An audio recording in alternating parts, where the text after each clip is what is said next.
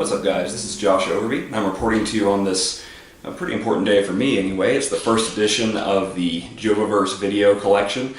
And as of the time of this recording, it is October 31st, 2014. So if you do happen to be watching this on the day that I post it, happy Halloween to you. Hope it's a good one. And right before I get into the main reason you're here today to see the review of the Halloween box set, first I would like to take care of just a little piece of business, and that's to extend a heartfelt thank you to everybody that's been reading my blog regularly, supporting me that way. If you have found this video by way of the blog post that I put on earlier today, thank you very much for your support. It's much appreciated. And if you happen to just stumbled onto this video, welcome all the same. I hope you enjoy it. And I'll include the links to the blog, to my Twitter, Facebook, everything you need in case you're interested in following that in the description, of course. You know the drill with that by now, I'm sure. But anyway, to the main reason that you're here today, that's to review this thing right over here. Halloween, the Complete Collection. Now, the version that I have with me here today is the 15-disc deluxe edition of the collection. This is certainly, if you're a fan of the series and you're interested in the behind-the-scenes aspects that go into each one of the movies, this is definitely the version you would want to get. There's a 10-disc standard edition as well, if you're more or less interested just in getting the movies that you remember, the theatrical cuts, excuse me.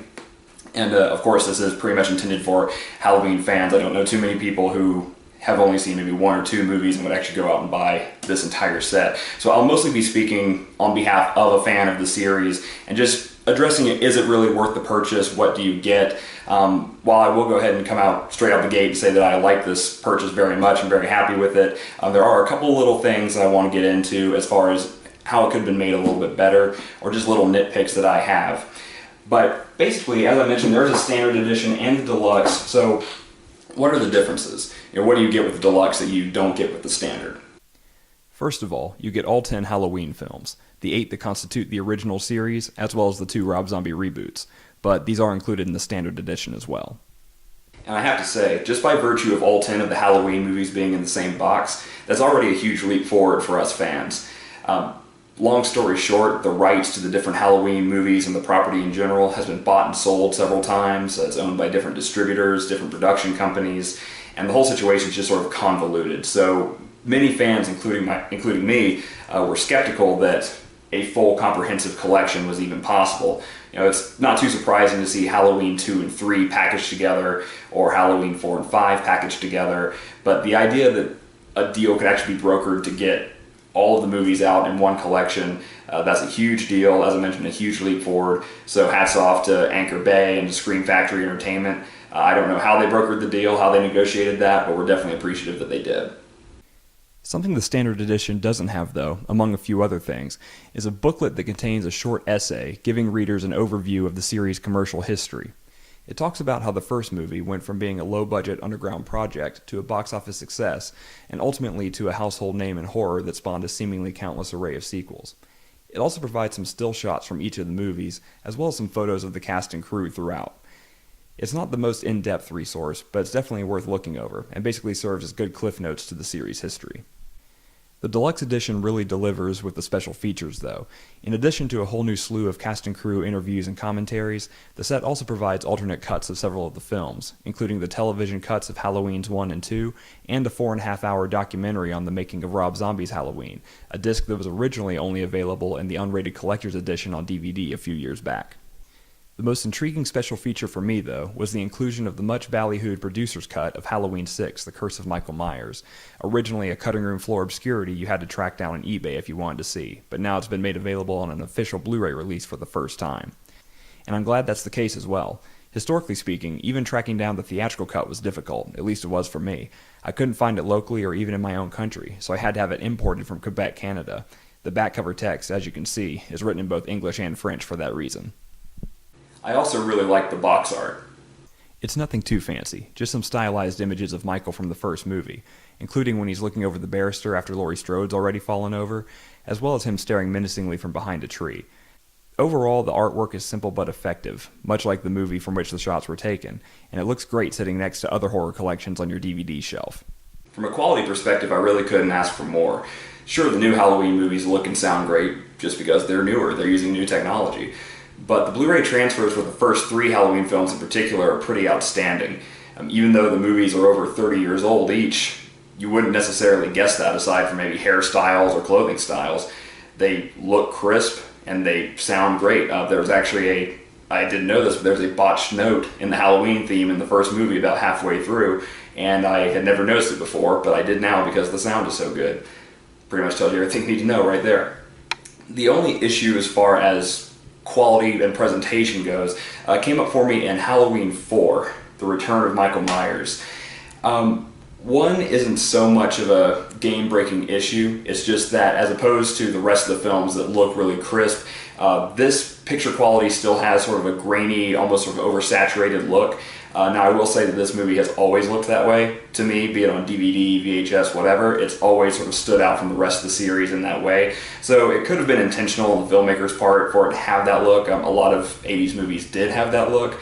So that may not be so much of a mistake, and as I mentioned, it's certainly not a game changer, deal breaker, anything like that. But what is at about the 45-46 minute mark, the audio falls out of sync with the picture. Now this is a pretty well documented issue by this point. Anchor Bay, the company that has released this box set, has actually released, I believe, at least most of the editions of Halloween 4, if not all of them, especially since we went to discs. They're very aware of the problem, and basically what would happen is they would correct the problem and then it would pop up somewhere else. But I did read something the other day where they've identified the issue again. They believe they have it fixed. So basically, if you happen to get a copy of this one that has the audio sync off track, you can actually just email them with a proof of purchase and they'll send you a new disc. So I do have to say that's one sort of false mark against a pretty great package overall, especially as far as the presentation goes. So yeah, it's unfortunate that happened, but I do have to give kudos to Anchor Bay for being on the ball and coming up with a quick solution for us and trying to get us a quality disc out. Especially when you're looking at a $120 purchase, you definitely deserve good quality for that. Something neither set includes, though, is the theatrical cuts of Rob Zombie's Halloween 1 and 2. I checked the boxes when I first got my set in, just to make sure that the R-rated versions hadn't been omitted from the online description for some reason, but had actually been included. To my chagrin, they hadn't been. We only got the director's cuts. Not that I'm complaining about the director's cuts, they're both fine. But given how widely known the theatrical versions are, I'm really disappointed to see that they aren't included here.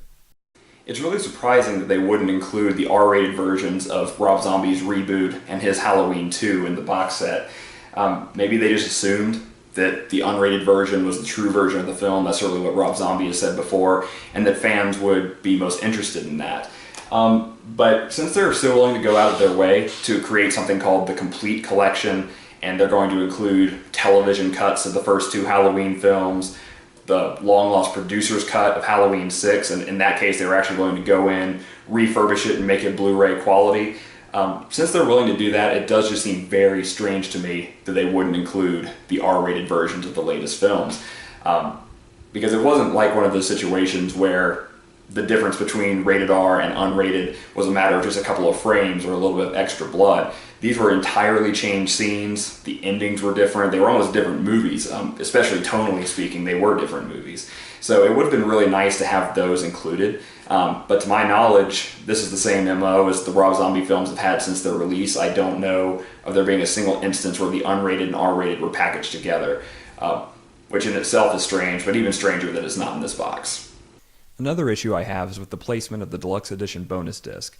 None of the boxes here give any indication as to containing the disc.